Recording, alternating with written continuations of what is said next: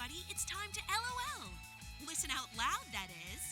It's time for Anime Jam Session with DJ Ranma S, Mako-chan, and Ari Rockefeller. Hey everybody, welcome to Anime Jam Session, episode number 543.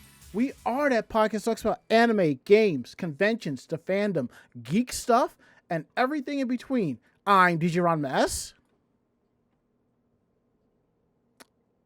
And I know. Sorry. Jesus. I was still muted. Jesus, Rob is bad enough Rob does that. I mean, between the fact that VLC would not play the video and your audio, I'm just like, great, what more can happen tonight, you know? Don't jinx it. Well, I mean, given the good stuff that's been happening to me lately, the other shoe is gonna drop. So I just hope that this time it's a slipper and not a boot. So,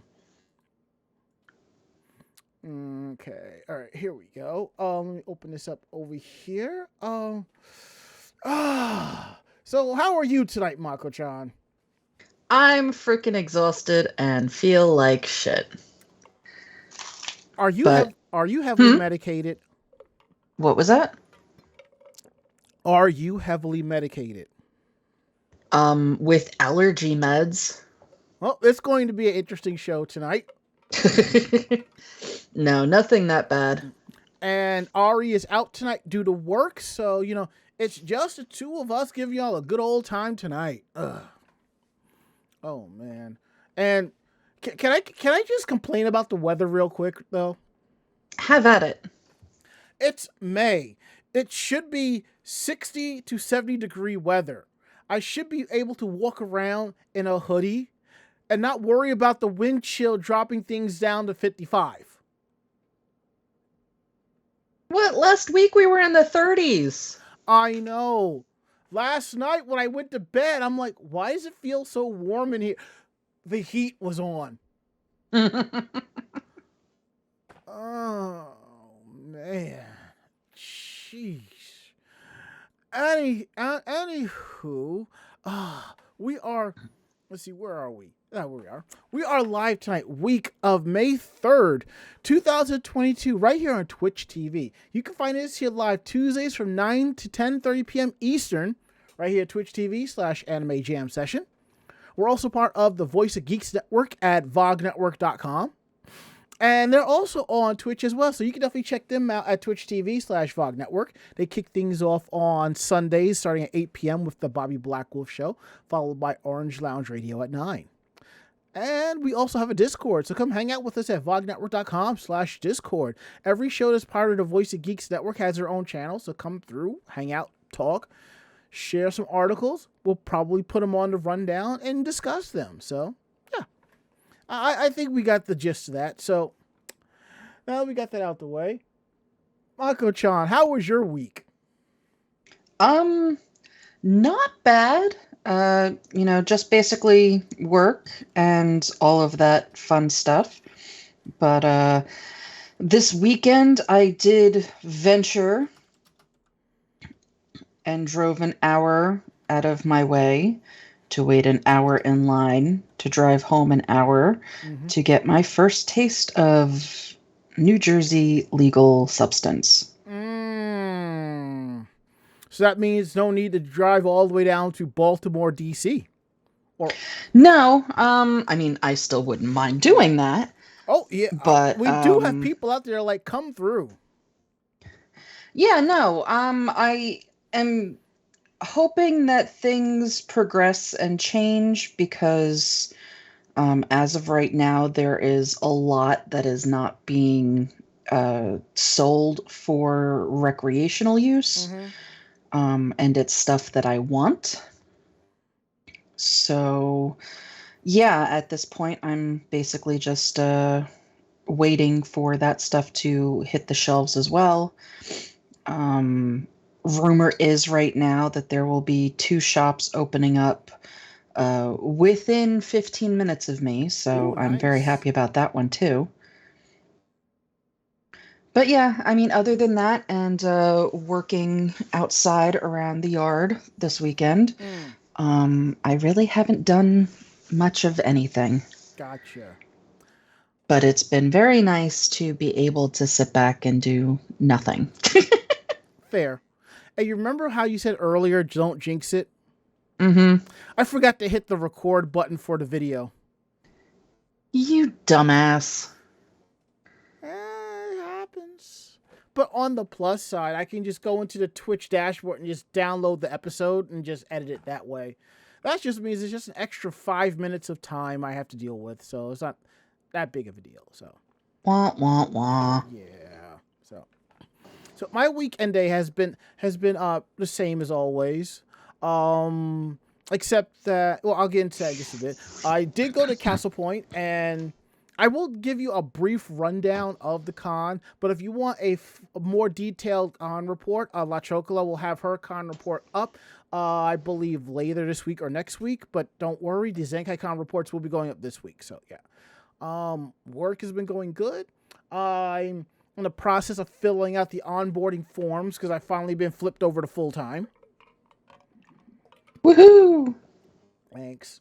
The only downside is I'm getting less than what I normally would be getting through the agency, which means I no longer will be getting the OT I normally get, because normally I take an hour, but they always deduct a half hour instead of a full hour, so that becomes OT.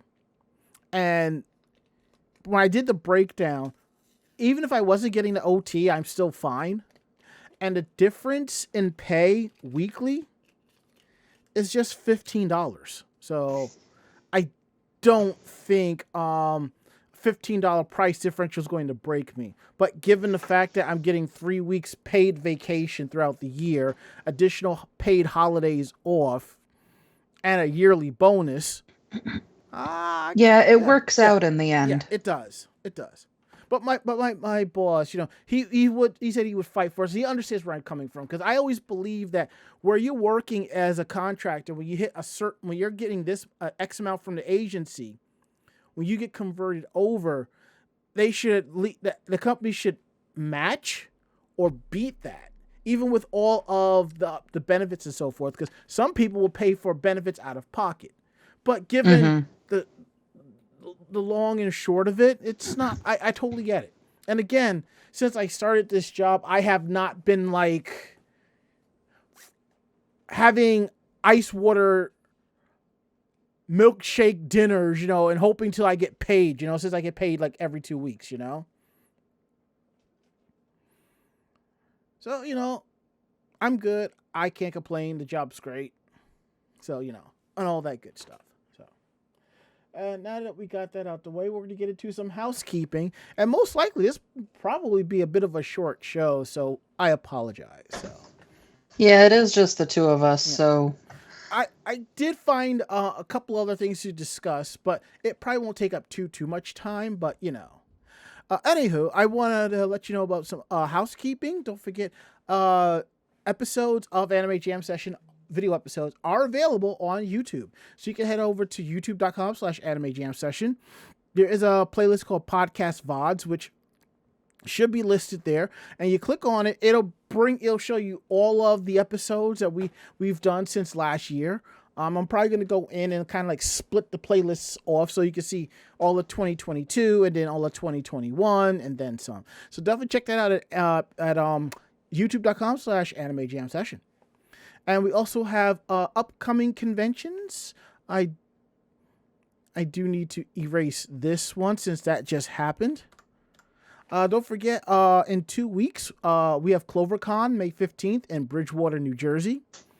ShikariCon, August 20th to the 21st in Plymouth Meeting, Pennsylvania. Pop Cult Anime Convention, August 27th to the 28th, Boston, Massachusetts. And RetroCon, September 24th to the 25th in Oaks, Pennsylvania. Please understand that we may have announced these conventions we're attending, but this will change at any given time. So we may end up not going to a couple of these conventions based on staff availability, health, all of that. Just remember, we kind of do this out because we love this and we do this for the fun of it. So, basically. And as Calliope says, can't wait for CloverCon. Neither can I. I like that con. It's right up to me. It's right up there with Zenkai. Yeah, I am looking forward to it just to be able to hang out with people. Yep.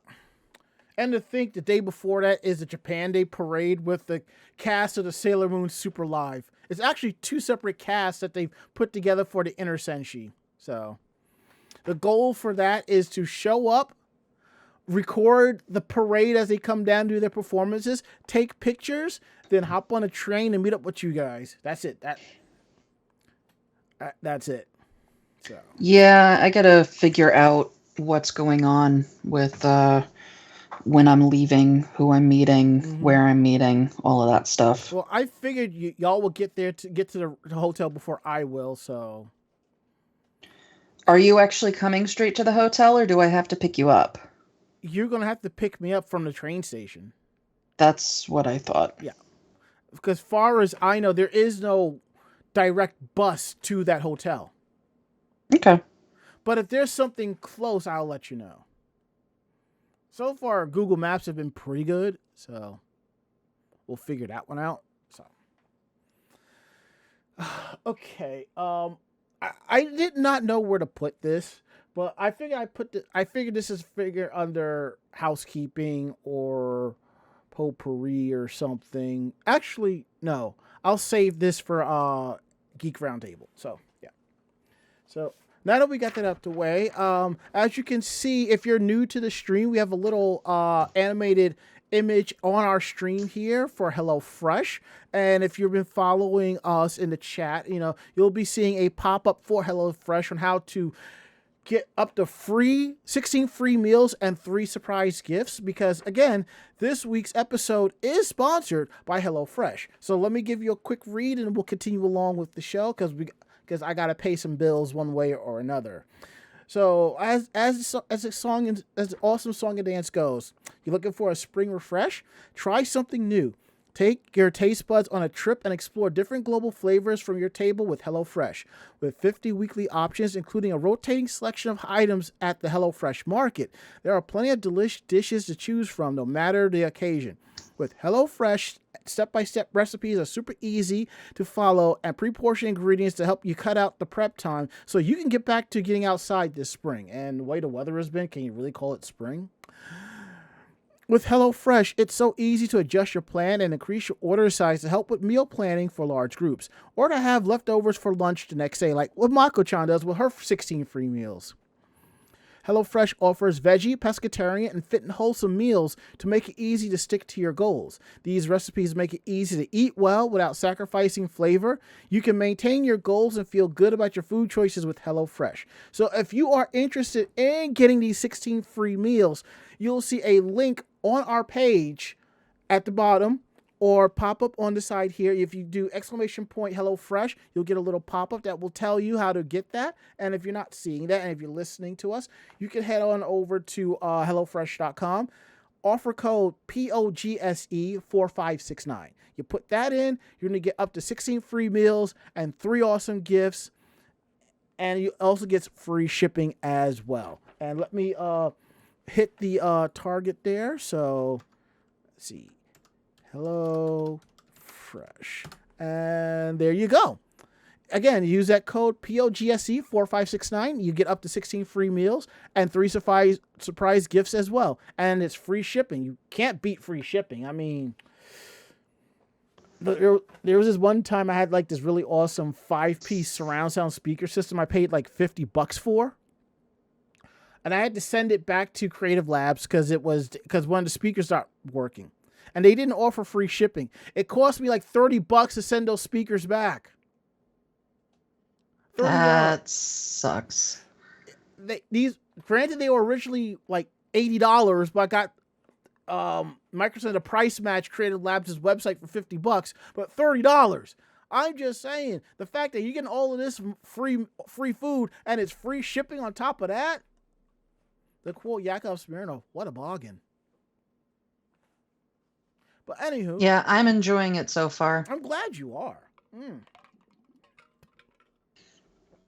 Yeah, I didn't feel like cooking today, so I made something really quick. But tomorrow is scallop and shrimp paella. Ooh, now Hmm I'm a little salty. I haven't had paella in God knows how long. Yeah, the last time I had paella was years ago when I was out there with you and Lauren. Oh right. Wow. Hmm Wow. Damn. All right. Uh, Now we're going to get into the cool part of the show, Geek Roundtable. This is where we talk more about something geeky and cool we want to share on this week's episode and talk about more of the geeky things we've been doing this week. So, and I just want to know, Mako, is that an Oron host reference I see right there? That is not an Oron host reference. That is a Fruits Basket Okay. reference. Okay. All right. All right. It was one of those. Yeah, so this is my Momiji as a bunny backpack. Mm. I have had this freaking thing for years and years and years and years. And yeah, so this was one of the first little backpacks that I would bring to conventions with me to hold my wallet and my phone and my keys and things like that. That's about all it's good sized wise for. But I brought this thing to conventions all the time. I would actually put my convention lanyards around it so that I didn't have to wear it myself. And yeah, I have a tendency to play with, I guess, various portions of my cosplay. So Momiji has been dressed up in various pieces of cosplay that I did not feel like wearing anymore. I know that I have pictures somewhere of him in wigs and hats and things like that.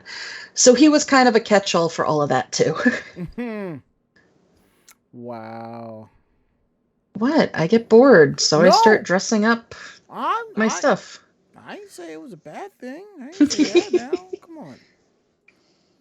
I didn't say that. I'm just like, oh, that's precious.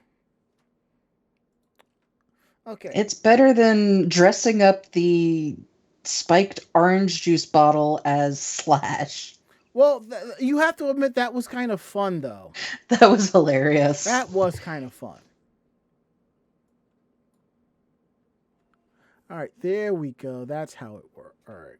So, for me, I've gotten back into watching a little bit more anime. I am caught up with Rising of the Shield Hero Season 2, which is Season 2 just came out of nowhere swinging and beating on people, okay? That's how hard it was, and I'm enjoying it.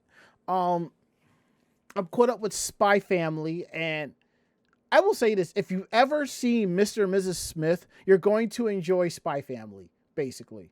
It's Mr. and Mrs. Smith meets Spy Kids. It's like that. I'm caught up with the dub of Love Live Superstar. Nijigasaki. I actually stumbled across the dub by accident, seeing the first episode. I was like, oh, wait. New season started? And I'm watching. I'm like, wait, this is the dub. Hold up. It's good. I'm actually liking it. So, I'm actually following the dub on this one. I just wish that the voice actresses would sing the actual songs, but I understand that it's not possible. So, it is, and that's that. And I'm not complaining too much about that. Let's see, what else is there? There was Castle Point, which I will talk about next. And I want to go through some swag. I always say that I am not going to buy stuff at conventions because I always have that rule of 7, which is the rule of $7. And that's basically is, if it costs more than $7 to $10, then Amazon. If there's a $7 differential between the vendor and Amazon, I'll just get it off of Amazon. But sometimes you just end up getting it because it's right there, and it's like if you say, I'll just get off of Amazon, you'll totally forget unless you pull out your phone right there and place the order.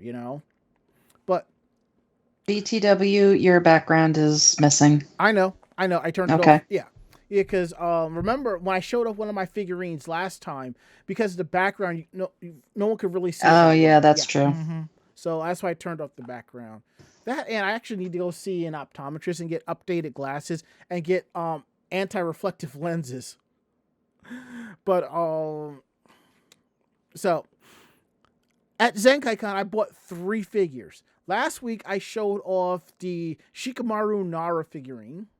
This week, I am showing off Saber from Fate Stay Night Last Encore. And I believe this is Saber Nero, I think. If I am wrong, I know I am wrong. Because there's like, for every Fate series, there's a different Saber in a different color. So, and I picked this up because there's like 3 Sabers that are my favorites that I enjoyed. There's Nero, Lily, and then there's Artoria. So this is either Nero or Artoria. I think this is Artoria because Saber Nero is usually the blue one. So I picked that up. That reminds me, I do need to grab Lily Saber and Artor and Nero. I think I ordered them through Otaku Mode, and they're still waiting. And again, the thing that sucks is like when you buy figures and stuff at a convention, and you're waiting for the to ship, and then when you're at a convention, you see the figure right there, and you see the price, and it's like, well, saved half price. But before we get into the Cosplay Con breakdown, which will be like a brief review of the convention, I want to share something with y'all. I saw this earlier this week, going into late last week. It's a figure. It's a plush of a particular Twitch streamer. Now, I understand you have people on Twitch who have big followings and they start selling merch. And I have bought merch here and there because it helps to support the streamers one way or another. If you like, I know a lot of people who sit there and who support Critical Role and buying like merch from them. You should do that. That's a really awesome thing to do. But I came across this this one, and I'm going to show it off for y'all. I just need to get the interaction going here. Put this right here. And you can't see it. You can see it on top, and you're looking at it, you're probably like, what is this? This is a plush of popular Twitch streamer Shibuya Kaho, or Kaho Shibuya. She's been very popular on Twitch lately. Some of you may already know her as a former JAV actress. And I have to say, I give her a lot of credit from transcending from adult work to non-adult work. She now goes to conventions and models different cosplays and represents various booths. And she still does various, projects and so forth, which is cool. But the thing I had noticed was this up here was the Super Famicom controller pin in her hair, which is cute. And then the second thing I didn't notice until somebody told me that she has boobs. And I realized this is the first time I've seen a plushie for sale that's kind of, sort of anatomically correct. And I'm just looking at this like, I can't believe this is an actual thing. And people are buying it. And good for them. I just needed to show it off and just be like, wow. And here's a couple other views of it.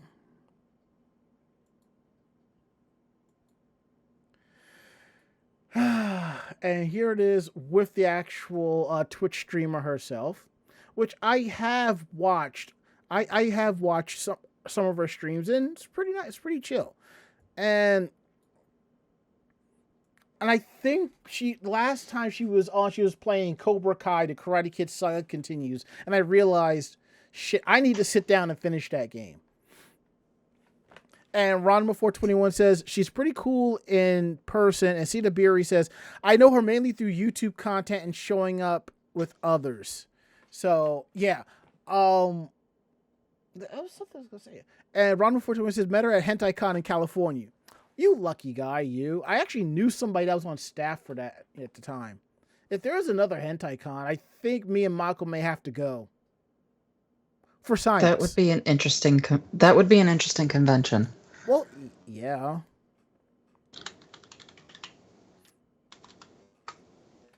I think that's a good thing. But, you know. Yeah, they did cancel it because of COVID. I think a friend of mine did Piffle from Bondage Fairies, I think. But enough about that. Let's talk about Castle Point. I am going to need some music.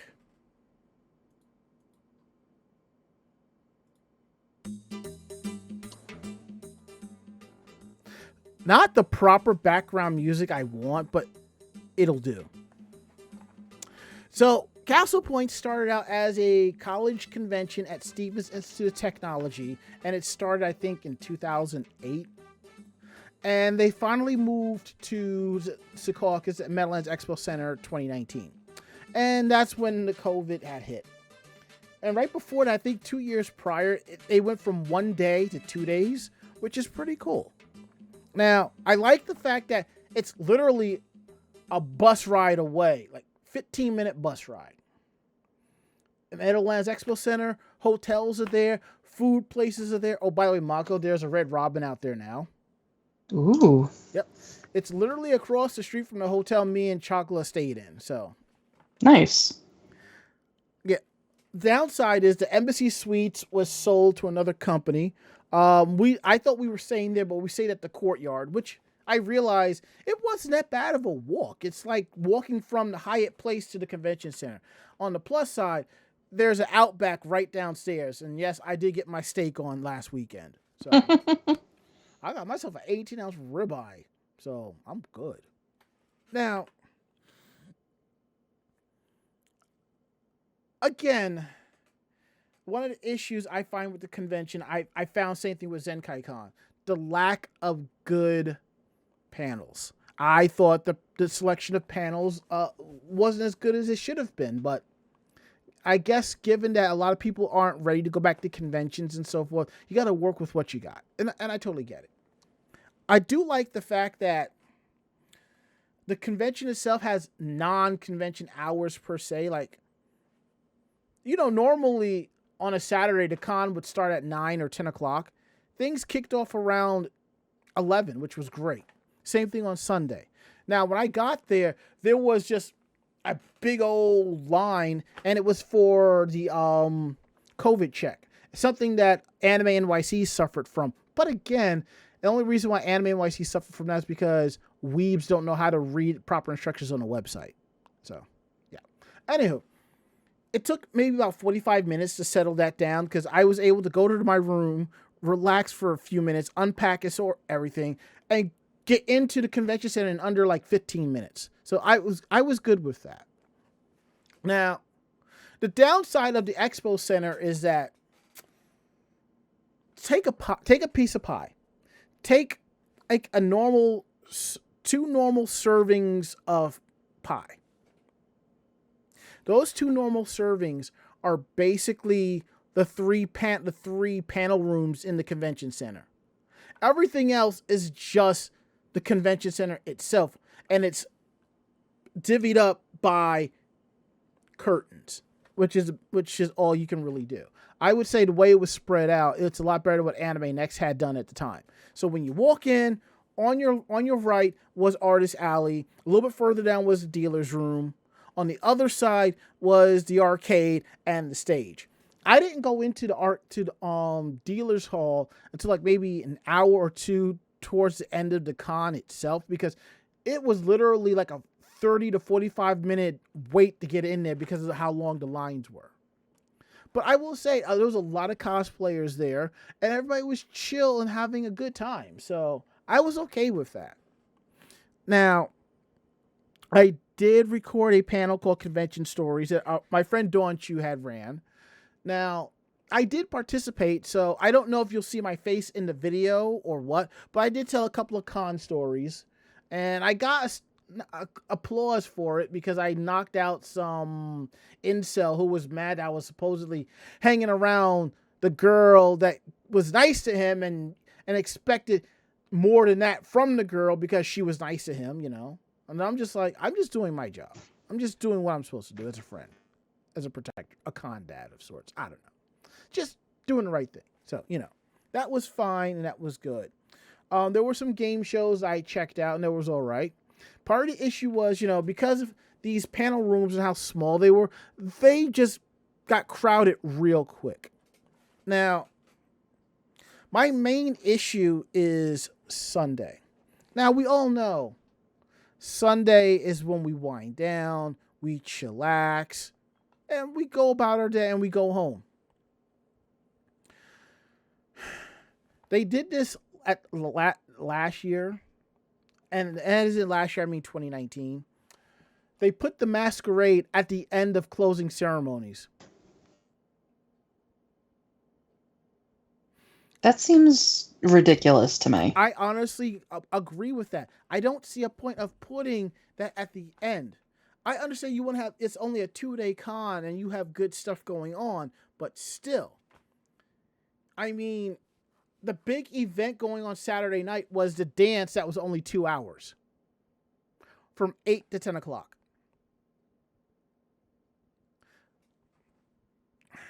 Honestly, you could have had the masquerade from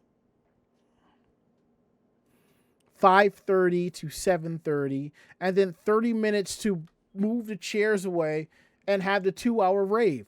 Or, you know, 6 to 8, and then from 9 to 11, you know.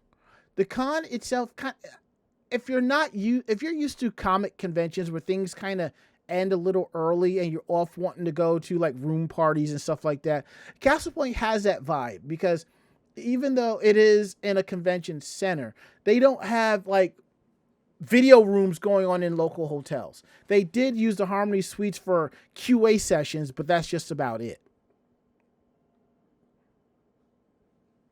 But it kind of had like that Comic-Con feel to it. In a way, I liked it because things did not end too late. Because by 8 o'clock, I was basically done and I was back in the room relaxing. But at the same time, they could have done a little bit more. It's like the con itself still has that remnants of a college convention because it's still run by Stevens Institute of Technology students as an alumni. But it's more of the students than it is alumni running this convention, so it's not necessarily a bad thing, but it could be a little bit better. And I'm just like, I don't see a point in having the masquerade on a Sunday like that. Like two of my friends, after the masquerade, they had to get an Uber back to the Port Authority so they wouldn't miss their bus back to Boston. You know. So, I would say, given how things are going on in the convention sphere in this area, I think you'll enjoy Castle Point. You'll definitely enjoy the camaraderie. And if the weather is nice, there will be people outside blasting their speakers and having a good time. Now, as for the cosplays, there are cosplayers that are starting to step up their game at Castle Point for craftsmanship. I've seen some really good stuff. So I would give it like a couple of years before Castle Point becomes like not a go-to convention for cosplays, but it'll be considered a convention to go to for cosplays. So, and I'll say, you know, if you go next year, stay at the Hyatt Place. I think that's the cheapest one, and they're all suites.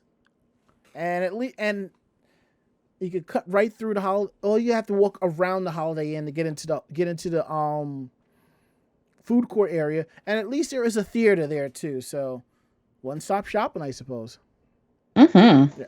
That's basically the long and short from my view. If you want to know a little bit more in depth, check out La Chocola's report on Castle Point coming within, I would say, should be up sometime next week.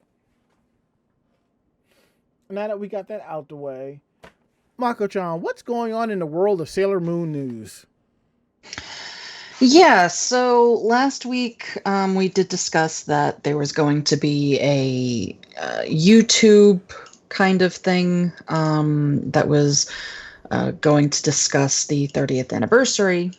And some of the stuff that has come out of that is kind of cool. Yeah. So the very first thing is they are actually animating the final arc of the manga. They are doing it again as a set of movies. It's going to be called Sailor Moon Cosmos, which, for those that, don't know what that final manga arc is, that's when you get stars. That's when you get the starlights. That's when you get basically the last incarnation of the most powerful form of Sailor Moon as Cosmos. You get... I'm hoping that we get to see the... we get to see Chibi Moon with her Senshi. So this is... really big. A lot of people did not think that they were going to actually do this. But I'm very excited about this. So the first movie, as of right now, is set for early summer of 2023. Again, this is just what's on here right now. That could change. It looks like most of the cast will be returning. They haven't mentioned everybody. But yeah, I'm really excited and kind of curious to see how they deal with the starlights. And there are people already pissed that it's not called Sailor Stars. You could tell the difference between those who read the manga and who did not. So... yeah, so there are some, a lot of people, especially those that know the series and know the manga and know what is going on with this. There's a lot of controversy, and every country has done it differently on what the starlights are. Some countries, I believe it's Italy, has the starlights and their senshi forms as twin sisters, twin brother, twin sister. Some have them changing magically from male to female. So that is a worry for a lot of people that, that's why a lot of people didn't want this arc to actually be animated into anything with this coming incarnation.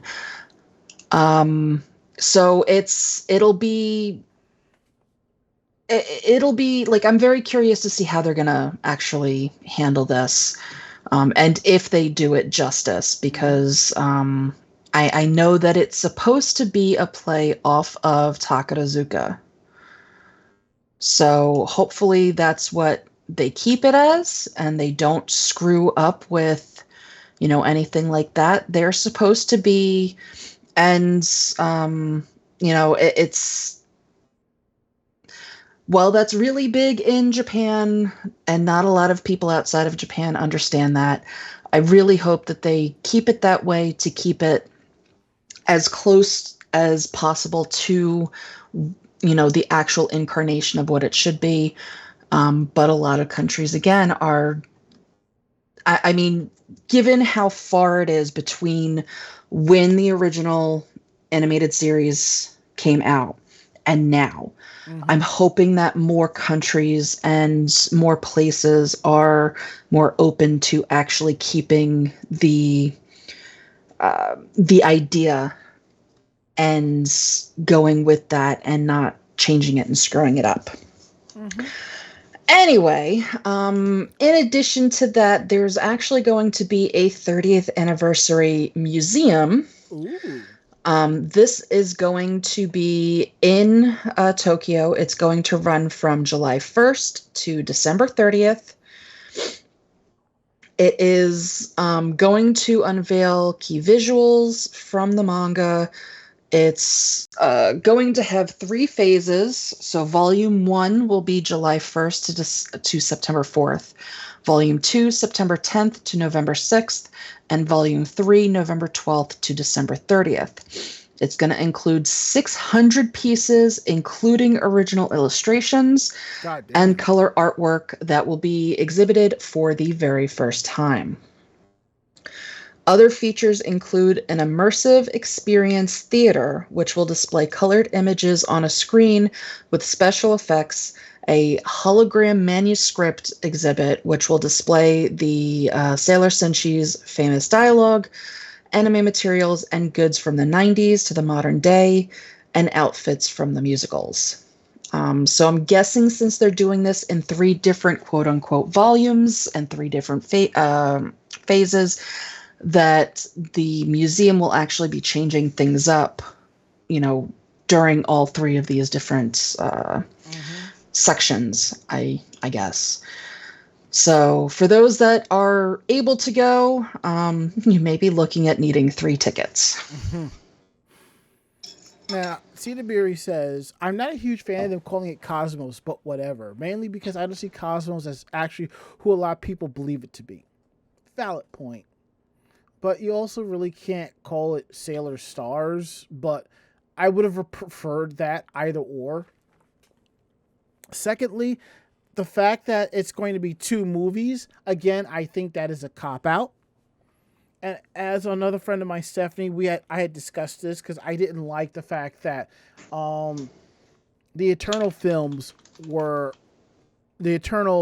chapters were 2 films. She said if you broke it down, the time of intro, outro, transformation sequences, and so forth, if they did that and then removed it, you basically would have the movie. That's a valid point. But I really think that the entire series as a whole could have been done in, I'd say, 100 episodes. This would have been perfect for Naoko to properly flush out character development. Stuff that the filler episodes gave us and pissed us off with at the same time. But we could have had that, We could have had some. That's the only thing that I was interested in, because I'd sit there and watch 26 episodes of Stars. Actually, the original run of Stars was only episodes. 34 episodes. Yeah, and there was filler. Now it's become typical. A season now is 12 episodes. I honestly think that they could have knocked out Stars in 15 episodes, even with some character development. But regardless of that, I will still sit down and watch it. And Netflix, and if somebody from Netflix is watching this stream, please put Eternal out on Blu-ray. There are a lot of Moonies that will throw money at you for this. You did this with Voltron. You did this with Orange is the New Black. Come on. Could you please? I mean, I could acquire it in different ways, but I'd like to throw y'all like $30 for this. Just saying. I will say that I think we would end up with too much filler going with 100 episodes for what they're, trying to do for Crystal. You think because so? the original manga is only 52 chapters. So even at 1 episode per chapter, you're still looking at almost 50 episodes of filler. Okay, so instead of 100, 50, well, you could go with 65. Well, I get it. There is such thing as too much filler. I just want maybe 2 or 3 episodes that are sort of filler that will stretch the storyline along and give character development. But the thing is, I would want Naoko to approve of the filler. Let her, this is her baby, instead of, that I would have been okay with. I think if they would have done it one episode per chapter, that would have given us a 52 episode series, which when you're talking about a series like that, that's, that they're planning to do as a year series, the 52 episodes is what they normally go with. So if they would have done that originally, I think they would have been fine, because I think we would have been able to see additional character development and things work out. And even at that point, there are some chapters in the manga that, are not filler, but are not necessarily needed to be, that long, like to do one full episode for. So I think they could have gotten away with the 52 episodes. But I'm not disappointed in how they're doing it. Neither so, am I.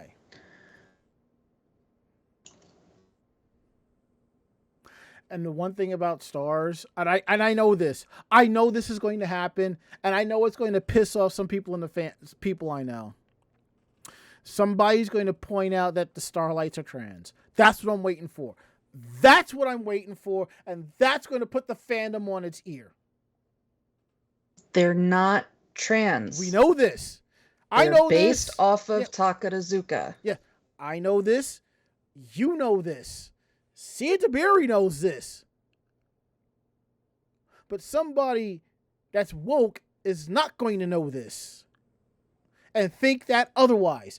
Because remember, in Voltron Legendary Defender, there were people saying that Pidge was trans. No, Pidge was not trans. Pidge was a prime example of Ukyo Kuonji from Ranma 1/2, okay? In the anime, everybody thought Ukyo was a boy, but you found out Ukyo was a girl because the name Ukyo is unisexual in Japan. And it had something to do with honor and all of that. In Voltron Legendary Defender, Pidge disguised herself as a boy to get into the college to find out what happened to her older brother. And you found that out like maybe 2 episodes after that reveal, And even with that full explanation, you still have people saying that was fake and that was made up. No, it goes back to, even Fushigi Yugi. Noriko is a man.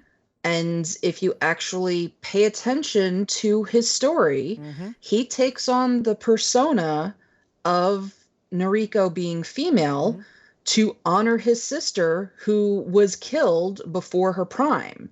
So he's actually trying to live his sister's life for her because she was unable to. It has nothing to do with him actually feeling like he's female. Right. But again, you have the newer generation coming in that are woke, that are say otherwise, and you can't tell them anything else. Those are the ones you need to hit. You need to drop a steamroller on. I said no. It's that trope of, a woman hiding her identity behind being a man, or vice versa, is, years and years and years old. Barbra Streisand has done it. What's his name? He did Tootsie. Dustin Hoffman did it. It's a relatable trope because of, trying to get up in the world and being beaten down by men, or trying to get, a feel of how women work, or, look at Robin Williams. He did it himself to be able to hang out with his kids, so it's not that it's, all of a sudden, oh no, they're trans. They're not. There's a reason for this. Yes. Not that, none of them have, that kind of, possibility. But, this is not one of them. Mm-hmm. This is specific to Japanese culture. Japanese culture actually, has Takarazuka, Mm-hmm. which is an all-female troupe. Mm-hmm. Some playing men and some playing female. It's like reverse And Shakespeare. it's the opposite version of kabuki, Mm-hmm. which is all men. And as Slimeboy makes a valid point, which I actually forgot to cover this part, but I'm thankful that they mentioned this. It's not that they think that they truly are trans, it's rather that's how people connect to a piece of media.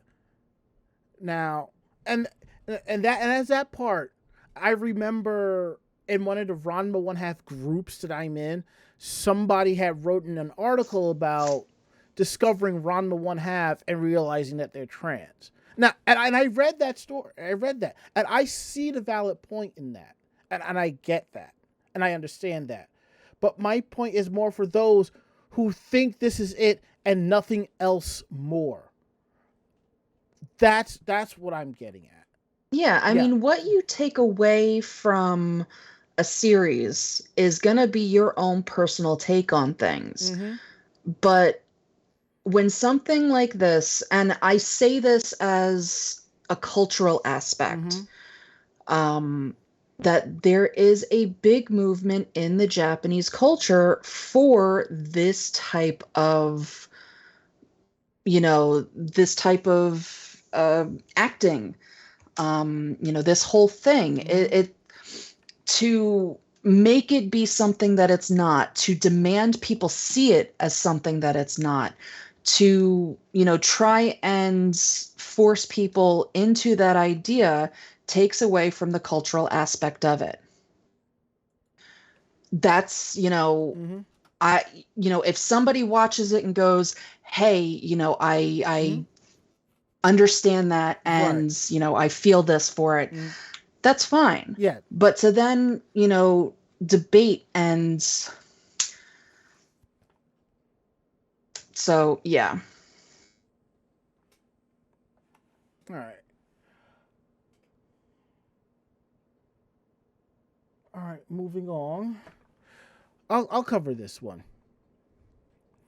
Now, one of my favorite cartoons growing up was Chip and Dale Rescue Rangers, part of the whole Disney Hour, which became the Disney Afternoon. And as you know, things from the past came back as reboots. Like we got DuckTales, 3 seasons of that. We also got a reboot of Chip and Dale Rescue Rangers, which I think it's based it's like a continuation of the the cartoon, which transcends into real life, as if I think it's like you discover that Rescue Rangers was an actual show in this world or something like that, and they were actors or something like that. So that was kind of interesting. Now, what's going to happen is there's going to be cameos of popular characters in this film. You're going to see a Sailor Moon and a Super Mario cosplayer in the background. Somebody walking around with a Hello Kitty backpack. You'll see Shenron from Dragon Ball floating around, and a Keyblade in there. All of this is in the trailer, so I'm also thinking that you're going to see a little bit more than that as well when you watch this. So it's sort of like what was that movie that came out a couple of years back? Where it had all the cartoon, anime, and video game characters appearing. And it was like some type of virtual world or something like that. I can't remember the name of the movie, but I believe Ready Player One. Yep. And whom? Yeah, Bonds. That's what it is. Ready Player One. That's it. That's what it was. And it kind of reminds me of that. So, and I'm also curious how they're going to play that off. And Cedar Berry says Wreck-It Ralph as well. Same thing.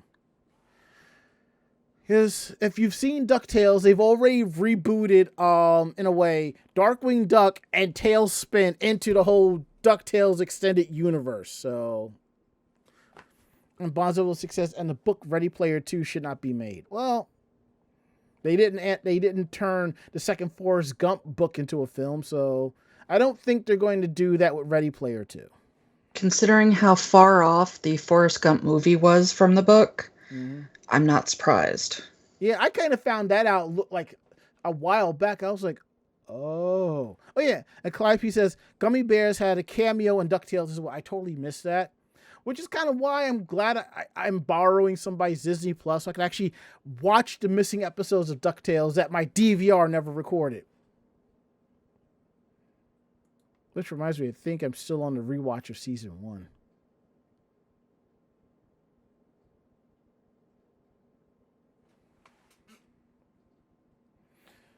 All right. You want to take the next one or you want me to take it? No, go ahead, take it. I'll do the next one then. That's what I figured. That's why I asked. So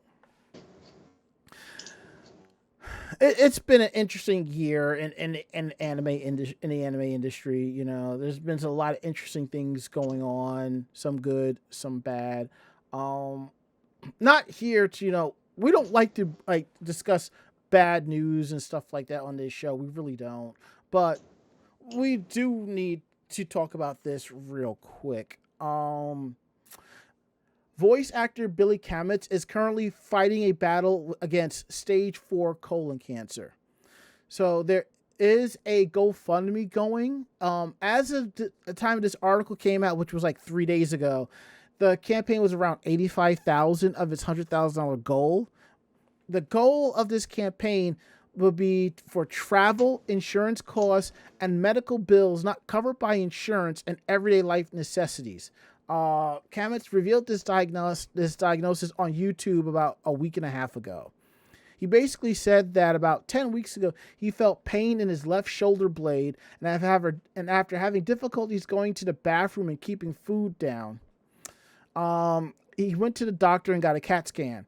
Kametz has started chemotherapy and radiation therapies, and he's been out of the hospital for about 2 weeks. He is taking a break from dubs right now, and there's a couple of actors who have stepped in to cover his current roles.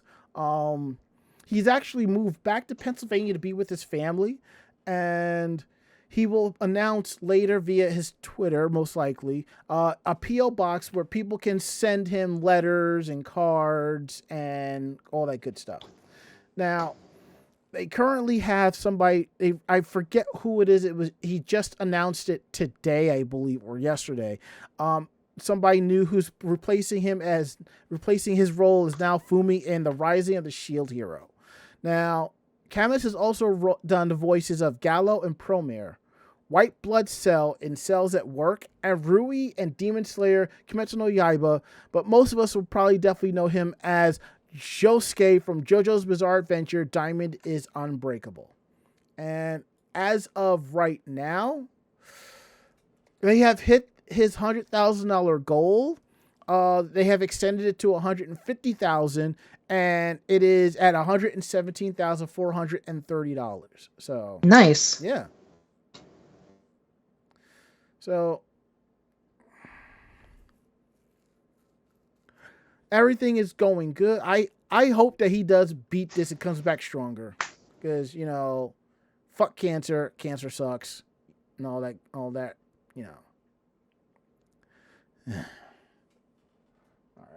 Now, enough about that. We're going to talk about something cool, something interesting.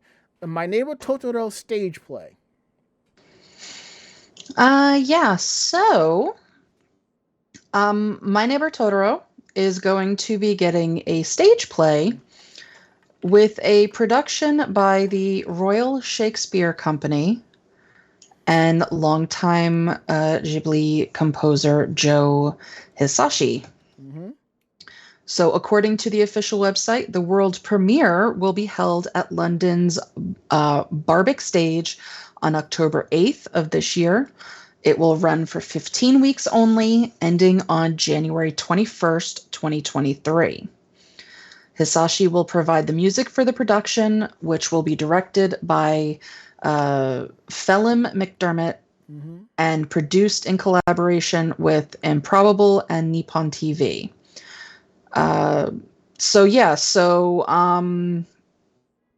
This is kind of cool that it's actually hitting London, first kind of thing. I think it's pretty cool too. I mean, it's definitely a decent movie to go into, a stage play like this. Mm-hmm. I just, I'm trying to figure out how they will do things, if they're going to do costumes, if they're going to do, the lighting effects, because there are a lot of very large characters in this movie. So it'll be nice to see how they actually go ahead and put everything together.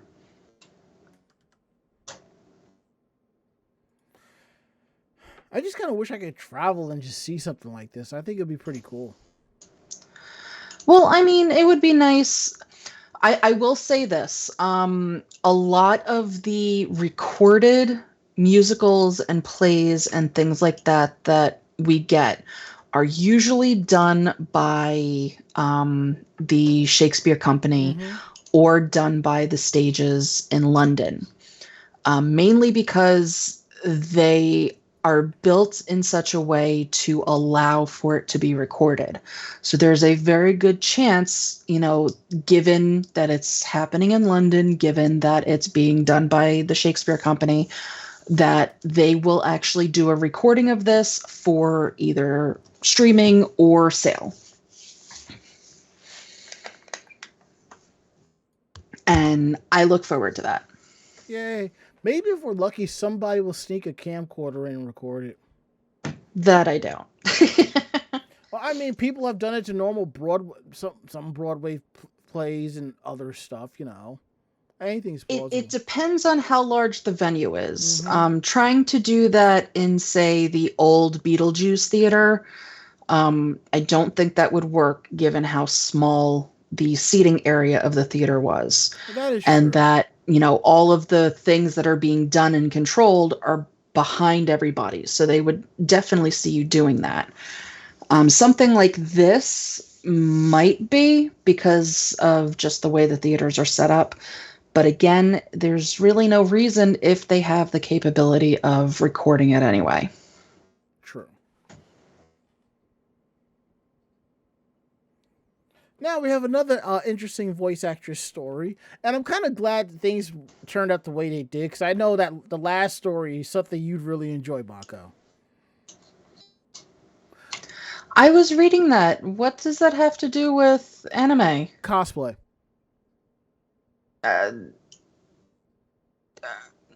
Okay. And that's what it says in the story. That's the only reason why I added it.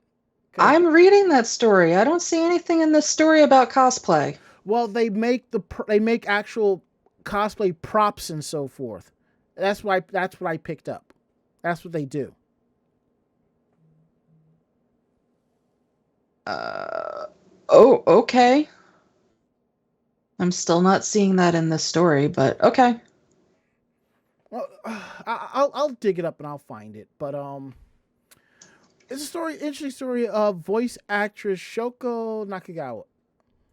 It seems that she failed her astronaut application.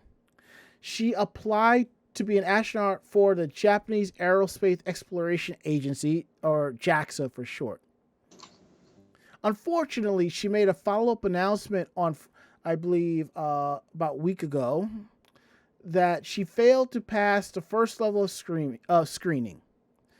Nevertheless, she remarked, "Oh well," and said that her dream of going to space is unchanged. Now, according to this, 2,266 out of 4,127 individuals passed the first level of screening. It is the first time in 13 years since JAXA has opened up astronaut applications. Nakagawa has previously said that her dream is to become someone who has visited both outer space and the ocean depths, referencing how in 2009 she dived 5,200 meters below sea level in a manned submersible.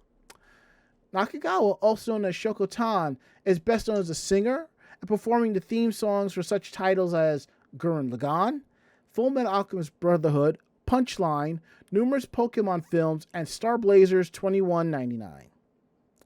And she has also guest starred in numerous Pokemon installments and has hosted the ongoing weekly children's variety show Pokemon no Uchi Atumaru, which translates to Meet Up at the Pokemon House, for over 6 years.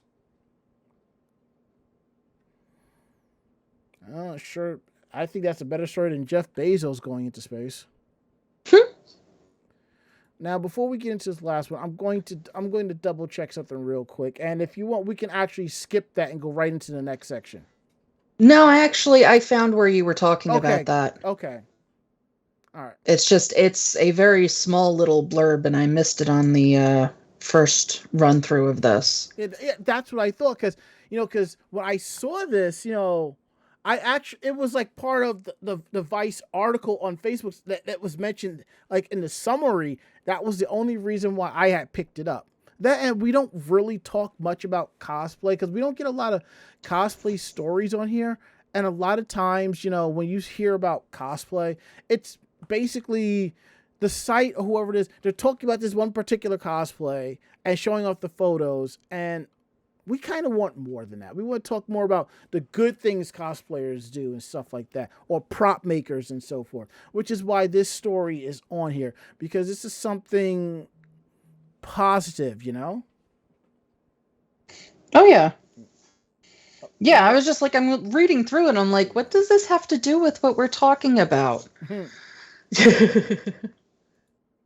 So, there is a shop in the Ukraine called Art of Steel, and they are helping to protect their city. They are making, or I should say, forging spikes to protect Ukrainian checkpoints. They are, like it says here, like much of the rest of the Ukraine, many of its citizens are preparing for war.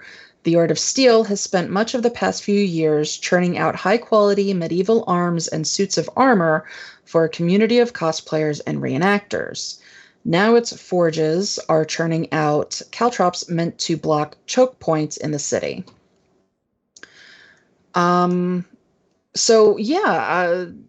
They have a Facebook, and one of their Facebook posts says, "A little help in improving the defense of our city." The post displays steel spikes. All forges in the city make barrier elements. Ukrainian armorers are famous in the amateur blacksmith community for their work. If you've been to a convention and seen someone in a steel breastplate, there's a decent chance it came from a Ukrainian forge. So according to Jordan Newman, an amateur blacksmith and geologist in Texas, Ukraine's land has unique mineral properties that have made it a hot spot for smithing. So it looks like most of their sedimentary rock is rich in iron ore. It's mostly hematite and quartz, so when you smelt it, you end up with slag that is easy to remove and won't contaminate your bloom. The silica also creates a glassy flux, which further protects the refined iron from oxygen in the atmosphere. If you're a blacksmith in the early Iron Age, when metallurgy was trial and error, this would have been a blessing. It's, of course, a double-edged sword, because when you have resources, someone else is going to want them. Ukrainian history is rife with these struggles. People visit Ukraine for apprenticeships. Some seek the raw talent that comes from generational trade. Others want to embrace the old ways, which are preserved in a different way than the Americana nostalgia of colonial Williamsburg. So, it looks like a bunch of them are putting out things like spikes and things like that to be able to put onto the roads in order to create some sort of resistance or barrier. Some of them are doing anti-tank barriers. some of them are making stoves and things like that in order to put themselves into a position to help out their fellow Ukrainians. And also, in other words, using your powers for good, That's what that's all about. I will say I'm not surprised that they're actually doing something like that.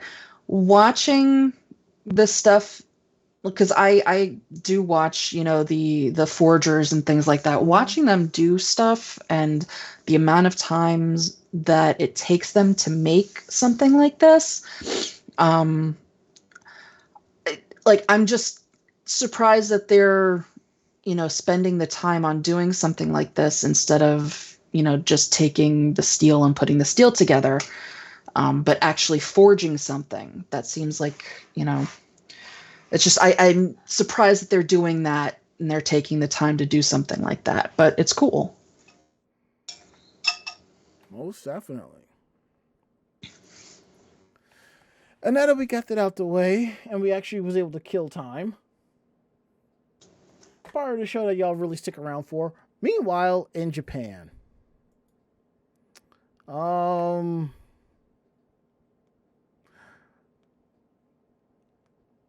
do the last story.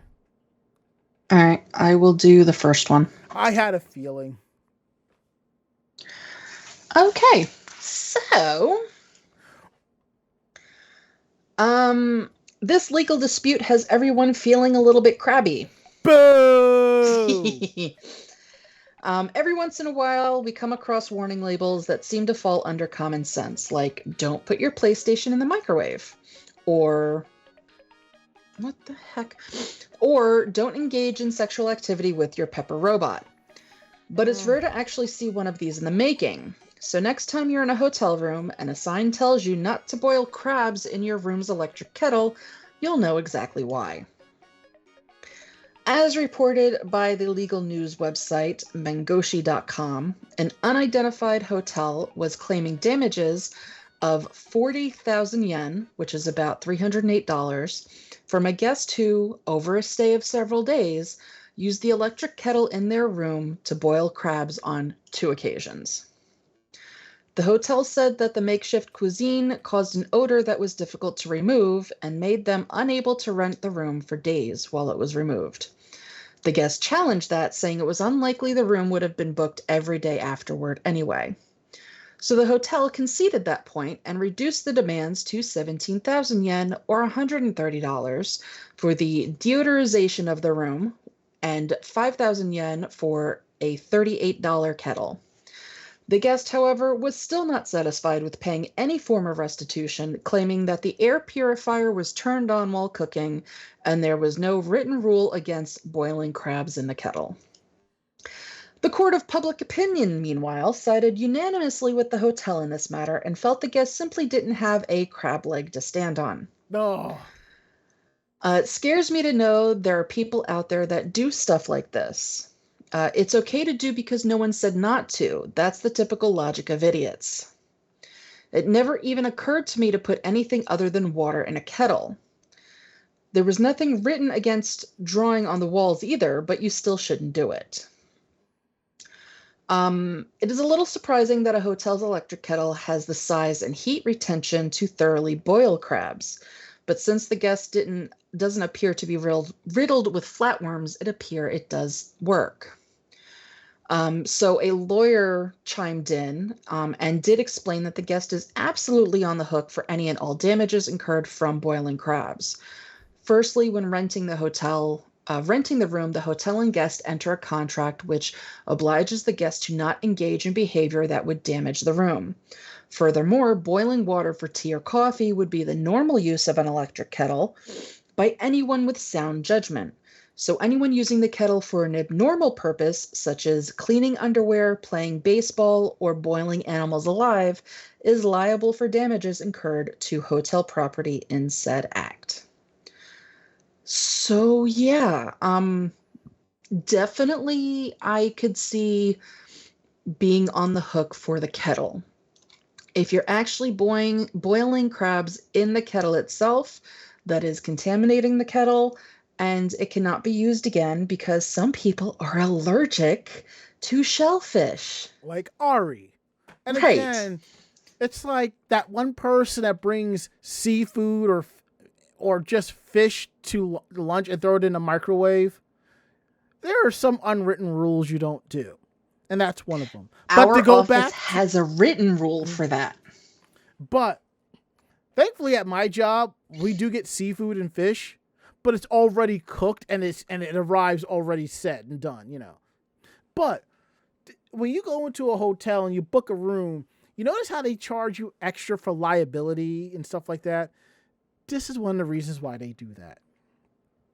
And yes, I know cosplayers who have brought electric tea kettles, hot plates, and other stuff to cook in the room, which I get and I understand. And it's a convention rite of passage to eat ramen from the coffee pot.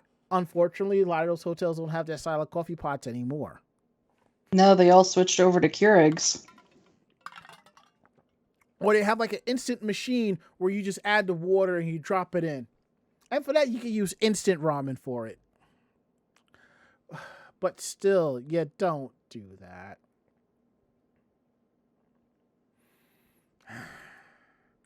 God.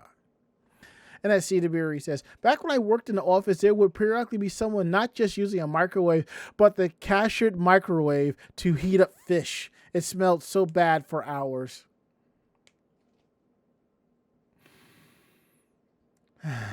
If you want fish for lunch that bad, go to McDonald's. I mean, really.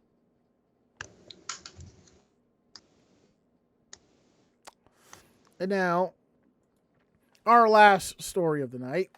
We talk about how a Tokyo rapper was arrested for tagging the Yamanote line while they were drunk.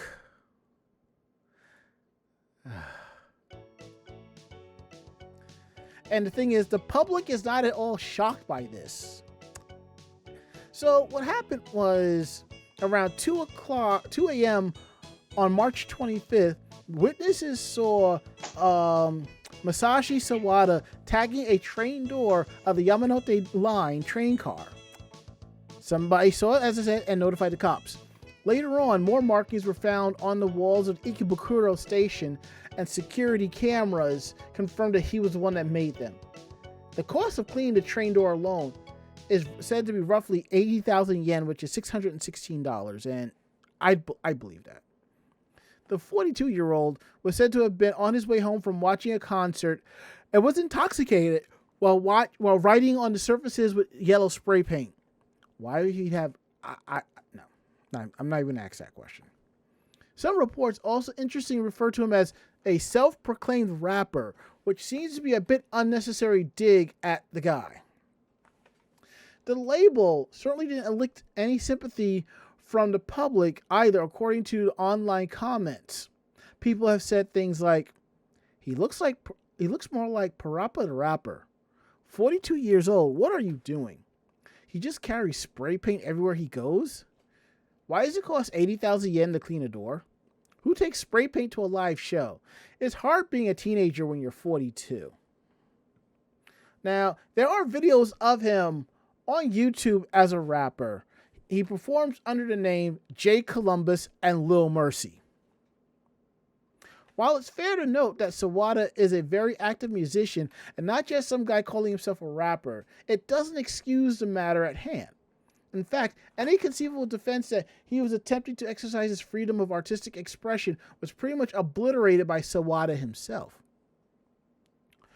Upon his arrest, the musician reportedly told police, "I think I was drunk, so I can't remember back then, and I don't know what I did."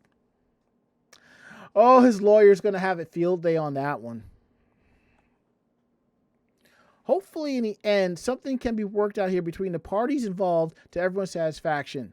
I'd suggest that having the Payback Boys do some free shows at a retirement home and kindergartens around Tokyo as a form of community service.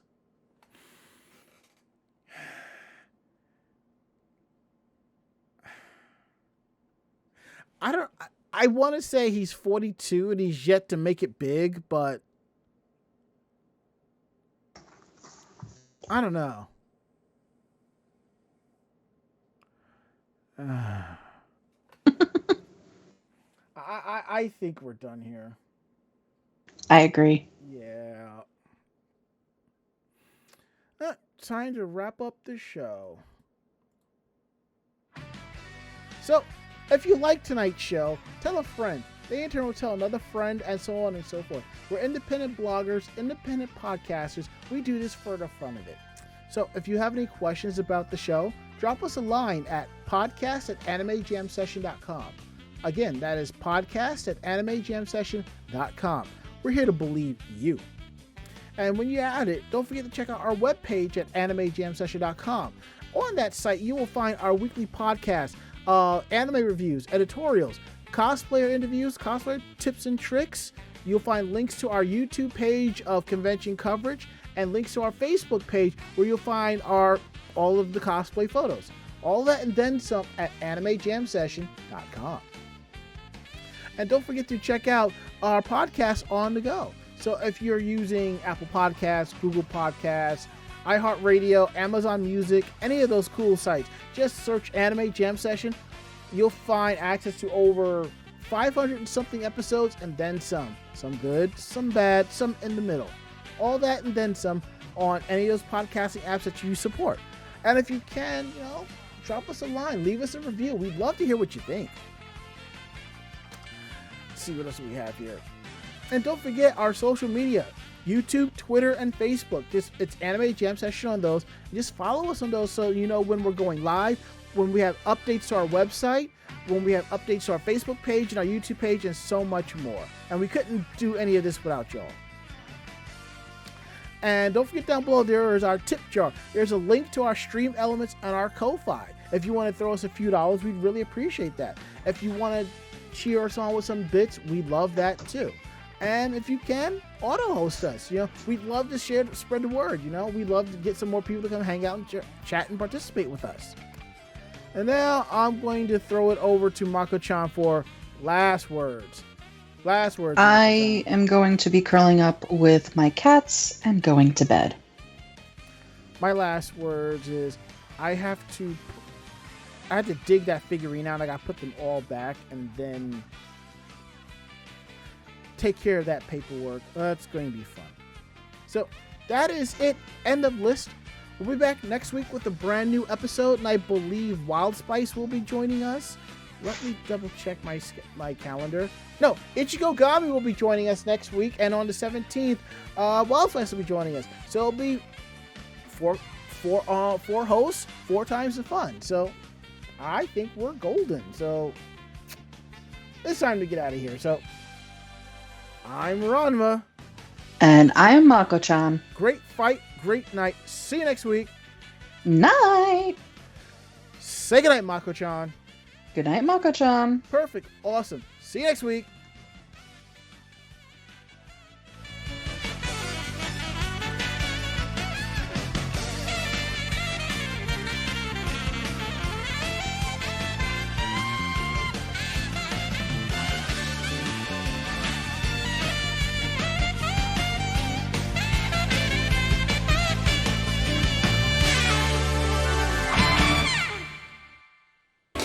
This podcast has been a production of Anime Jam Session and AJS Productions.